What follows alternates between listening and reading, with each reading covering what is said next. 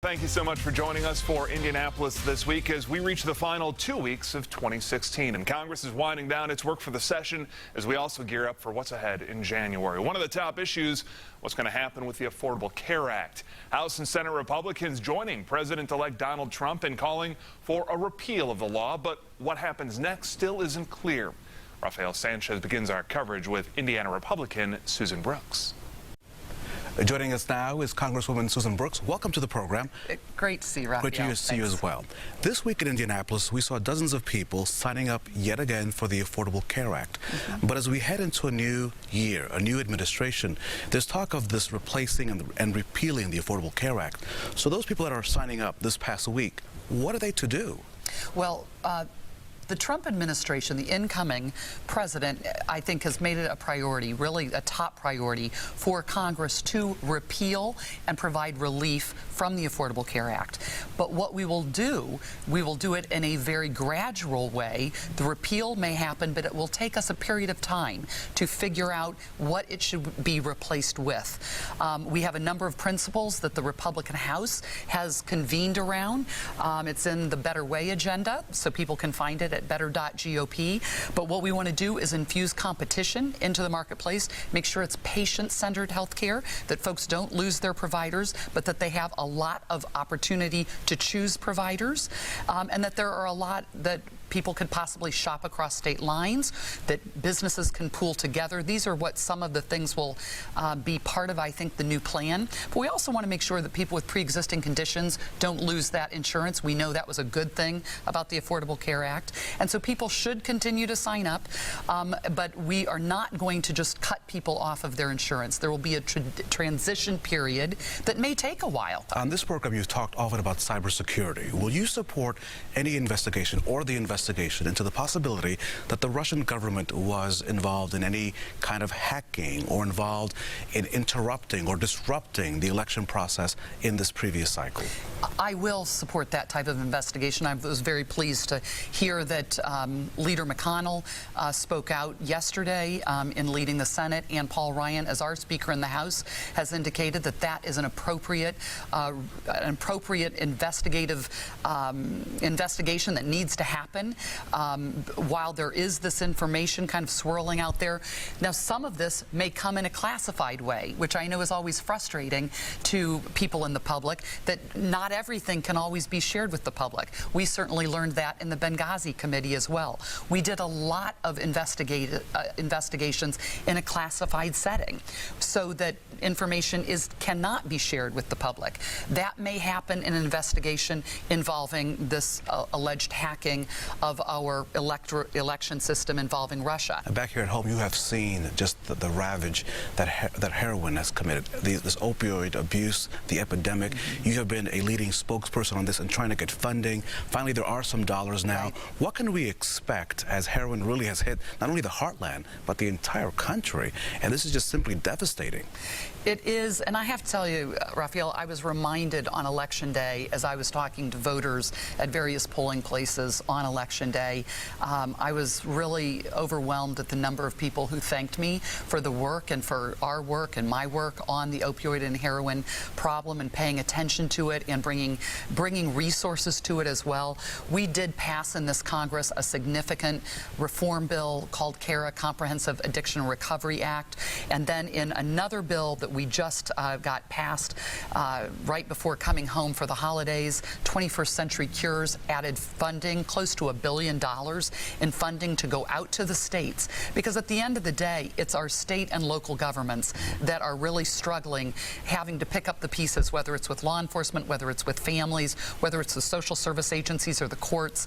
Those are the ones that are really seeing the ramifications of this horrific opioid and heroin addiction and overdose problem. And the parents and brothers and sisters who are trying to help their family members, those are the ones that we really need to support. We need to provide them the resources and the hope, and we have a lot of people in this state. We're a leader. I think Indiana's a leader in coming up with solutions, and I'm proud to be a part of it. Congresswoman Susan Brooks, thank you so much. And Merry Christmas, Happy New Year. Merry Christmas, Happy and New we'll Year see you in the too. new year and come back anytime. Thank you. Thanks, Rafael. Our thanks to you both. Democrats, meanwhile, are vowing to fight to save the key part of President Obama's legacy, but many have also suggested they, too, are open to improvements in the program. Our Katie Hines with Congressman Andre Carson. What will the incoming administration's plans and pledge to repeal the Affordable Care Act mean for the millions of people that have signed up? I think it sends the wrong message that there are some lawmakers who don't care about their citizens. And regardless if you're black, white, rich or poor, Democrat or Republican, health is universal. And the fact that the wealthiest nation in the world is attempting to provide her citizenry with access to full coverage, to have that thwarted because of political posturing, to me, is un-American and unpatriotic. Do you see alternatives? I think the alternative is for us to look at ways in which we can tighten the legislation, because it's not perfect. Look at ways in which we can have an honest dialogue and debate and include the American public, and talk about ways in which we can fix this the way we did with Social Security, the way we did with Medicaid and Medicare, but not dismantle this thing and then replace it with something that we've yet to realize will even work. So we're encouraging people to sign up now, because at the bare minimum they'll have at least a year's worth of coverage. How do you feel about Donald Trump's transition thus far and his choices for his cabinet? Well, I think the President-elect has a right to pick and choose who he wants in his cabinet. We've yet to see their works and what will happen as a result. I'm concerned about some people who I believe were dog whistling to white supremacist organizations. But other than that, I'm taking a wait-and-see approach. How do you feel about his choice for Secretary of State? I thought specifically on Rex Tillerson. I think it's an interesting pick. I mean, he's someone who has close ties to the Russian government. Yes, he's someone who, he's not a diplomat, but he has close ties to the Russians, given the fact that we have evidence of hacking coming from Moscow. The fact that Donald Trump has made overtures to the Russian government is troubling to me. As someone who works in the intelligence, on the intelligence committee, who comes from the intelligence community, I'm very troubled. Do you believe that Russia worked to interfere in the U.S. election as the CIA has concluded? I do. What does that mean for national security? What does that mean for democracy?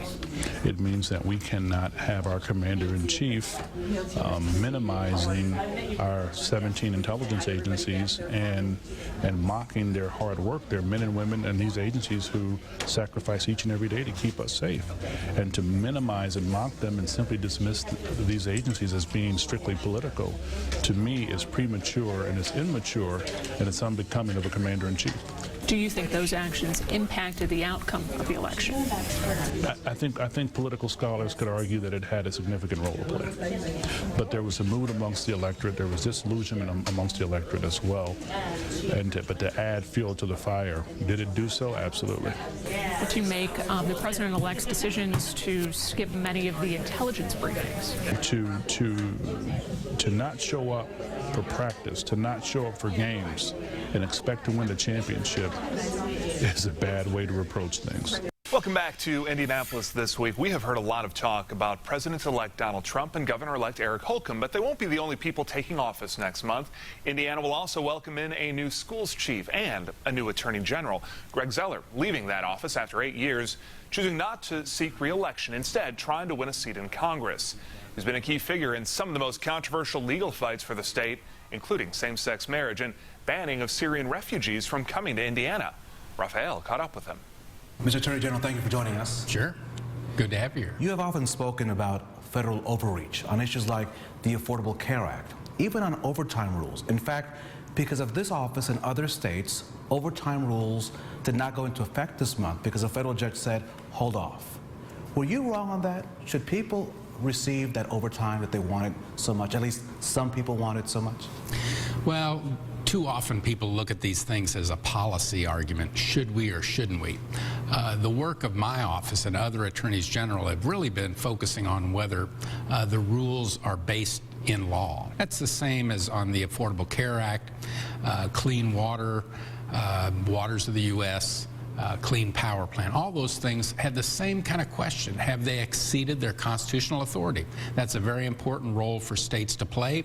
And I do think that under this last 6 years, there's been a lot more of that overreach, simply because Congress has been dysfunctional and the president, understandably, has been frustrated and tried to do more than he may have had the authority to do. During your tenure, we saw some of the biggest consumer investigations in state history when it came to foreclosure settlements, as well as the Indiana State Fair collapse. Let's begin on the foreclosure settlements. How big was that? Because the numbers are huge.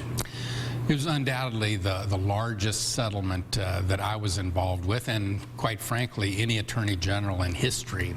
This was a huge case and something that I was pretty proud to work on with the federal administration, with the Obama administration, all the other states. It was really a question of whether we could resolve this quickly so that our economy could recover, or whether we would stretch out litigation years into the future where we may have collapsed our economy. So I think it was the right thing to do. A lot of people were complaining that we didn't punish people enough, but it shows the ability to move forward in a crisis where you can't really delay things to the point where it makes our economy and the people of this country suffer. The State Fair was also a state crisis in the sense we had never seen anything like that on state property. 7 people killed, dozens injured, and this office really was the one that had to investigate and then deal with the tort claims. Well, it's undoubtedly the toughest thing I've had to deal with. And, you know, things happen on your watch that aren't part of your day-to-day responsibilities. Quite frankly, there were many sleepless nights on trying to how to be fair with the limited resources. What I'm so proud of is that it happened in August, and before Christmas of that same year, we resolved it all, brought money to the victims, speeded money. The private claims took years to resolve, but I think the state's speed and the, let's say, the relative fairness of our process was something I'm pretty proud of. On the issue of immigration, you did not see eye to eye with the governor's office. Was that a mistake? Well, I'd point out that I was there to defend the governor's policy choice, as I have always been, whether it's a new law that the legislature has passed, a new act of our state government. I'm the lawyer that will always defend the actions of my clients. I think people recognize that I have my personal views. I'm a devout Catholic, so some of the things that our Catholic faith teaches me may be something that people look at and see that it may not be exactly the same policy choice. But again, I don't make policy choices. I'm a lawyer for the people who have to make the tough policy choices in our state. As you exit this office, a new Attorney General will enter. Any advice that you'll have for Curtis Hill, who is the Attorney General elected? Well, both me and my staff have all been working with him and his transition team, and I think it'll be a very seamless transition. He's a very capable guy. He's been a prosecutor for 12 years. I've known him for all those years, so I think I've already given him kind of my private counsel that I usually don't share publicly, but this is a great job. It's a great opportunity to serve. It can be a pretty tough job. I hope it's looked easier than it really is. So I've given him both the, let's say, the challenges that he'll face, as well as some of the benefits of such a strong staff that I think we've developed over the last 16 years that I've been in this office. Attorney General Greg Zoller, thank you so much, sir. And welcome back to Indianapolis This Week, and we are joined by our political insiders, Kip Tu for the Democrats and Marcus Barlow for the Republicans. Fellas, thanks so much for being here. And we start by talking about Rogue One. And no, we won't. Marcus will hold off on his review. No spoilers for Kip here this morning. Let's talk about Pete Buttigieg there in South Bend, a potential player in the mix to become the chair of the Democratic National Committee. Marcus, you went to Notre Dame. You've spent plenty of time in South Bend. As a Republican looking at Pete Buttigieg, do you want the DNC to take him on as chair? So I'm reticent to criticize another South Bend guy. So I'll just say, as a Republican, please put him as chairman of the DNC. I mean, if he can do for the DNC what he did in downtown Rhodes and South Bend. You've been critical of him.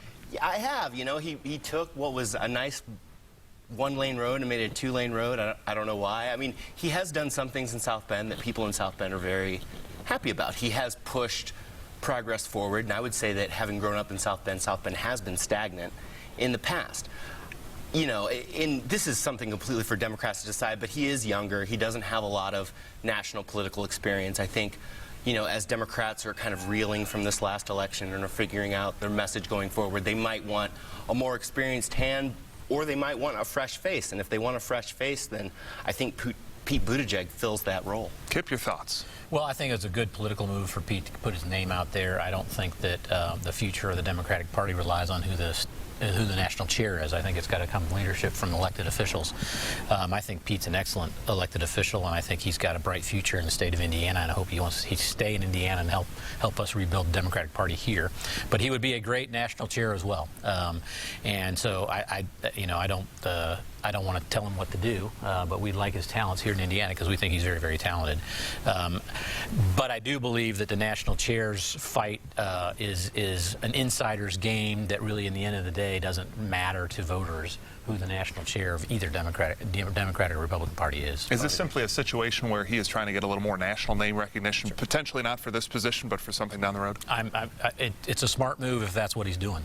Okay. Can you be national chair, and could he still be mayor of South Bend? Yeah, well, Coleman Young at one point, I think, was national chair, and he was the mayor of Detroit, I believe, or Cleveland, which was, I can't even remember now. Yeah, I don't. Yeah. I'm having some brain fade there, but it happens at your at my advanced age. But yeah, there have been people who are elected officials who've filled the national chair role. In fact, one of the guys who's running for national chair is a sitting congressman, and part of the fight about that is, well, are you going to do the job full time, or are you going to be a congressman and that? Because Debbie Wasserman Schultz was a congresswoman, and she was the national chair, so it happens. We'll see what happens with that. Now let's talk about Donald Trump and the claims of Russian hacking. Intelligence community has come forward and saying that Russians had successfully hacked the DNC and released some of those emails. Some sources, not WikiLeaks, saying that they indeed got their emails from Russian hackers over the course of this week. We heard from Congressman Carson earlier in the show. He says he doesn't explicitly blame that on Hillary Clinton losing the election, but he said that it played a role. Did Russians hack the U.S.? Donald Trump had called for Russians to hack the Democrats at one point. Is this much ado about nothing, or should there be major red flags here? Kip, let's start with you. Well, I mean, for anybody to say it's much ado about nothing, they are delusional. It's a huge thing. I don't think we've ever had anything like this in American history where we've had, well, we obviously haven't because we didn't have the internet, but I mean, something similar like this where we've had a foreign government coming in and trying to influence the election. And I think it had some to do with it. Obviously, if WikiLeaks had not gotten the emails and all the focus on those emails over the course of the campaign, clearly kept her on the defensive for a large part of the campaign. So it would be hard, I think, to argue that they didn't have any effect. Marcus, your thoughts? Some Republicans, including McConnell, have called to investigate it and look into this. John McCain, also the senator, looking to call and investigate it and just see where this leads. Donald Trump, though, seems a little hesitant to get into this. Well, I think to Donald Trump's point, though, is that I think claims that this influenced the election are a little bit overblown. Claims that this is the reason why Hillary Clinton lost. I think, you know, to Kip's point, there were a lot of factors that went into this election. And, you know, it's in as much as we should be aware if anyone is hacking anything that's sensitive to the government, I think that we should find out how that's happening. I think people should protect themselves against that. But, you know, Russians didn't write the emails. Russians didn't make Hillary Clinton's private server. Russians didn't delete those emails. Russians didn't tell her not to go to Wisconsin or not to go to Michigan before the election. As a Republican, I hope when I hear Democrats say Russians are the reasons why Hillary Clinton lost, I hope they believe that, because I hope that that means that they won't change anything they're doing. Well, but I think the point there is that the narrative of the campaign was all about emails, and it otherwise might not have been had the WikiLeaks every week new revelations about the emails, and you're conflating the two email controversies, which is what most Americans did as well, which was her private server and those emails from John Podesta. Those had nothing to do with each other than there was a bunch of emails. And I think that the messaging challenge, I think, for Democrats in that is that really what's being said is, you know, it's not that what was said in the emails wasn't true. It's that you shouldn't have known what we were talking about before you voted. Well, and I think part of it, though, too, is that they simply just don't want hacking going on from And overseas. in as much as it's that, I would agree. People don't want hacking going on, but it's not like Apparently they what have the happened- RNC emails, so maybe the RNC ought to just let all those out too. Is that what you're saying? I think what happened in the RNC emails is you probably didn't find anything interesting. Oh, I mean, heck Democrats, no. I mean, the whole You point. didn't have the RNC pushing for one candidate in the primary, trying to make sure that one Kip candidate would love to got have his in. hands on those emails. Yeah, you did. You didn't Yes, have. you didn't did. have- Reince Priebus was not for Donald Trump in March. I don't. More believe, details so. and more on this story sure to come over the days, weeks, and months ahead. Marcus, Kip, thanks for being here, and you can